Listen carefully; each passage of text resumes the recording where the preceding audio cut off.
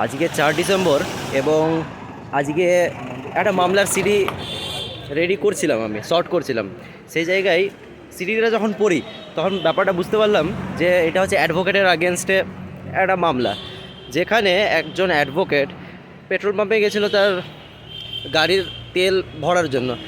একটা 16 চাকা গাড়ি ছিল, সে অ্যাডভোকেট সাহেবকে নাকি রাস্তা দিচ্ছিলেন না, ঠিক আছে? তো এবার অ্যাডভোকেট সাহেব বললেন যে একটু সাইড দিতে, তার মধ্যেই কথা কাটাকাটি, এমনকি হাতাহাতিও হয়ে গেল।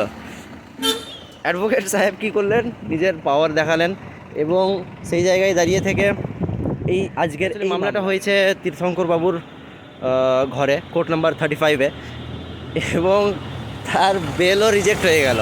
তো এইটাই হয় যে নিজের ক্ষমতাটাকে জানতে শিখতে হয়। আমরা নিজের ক্ষমতাটাকেই জানি না।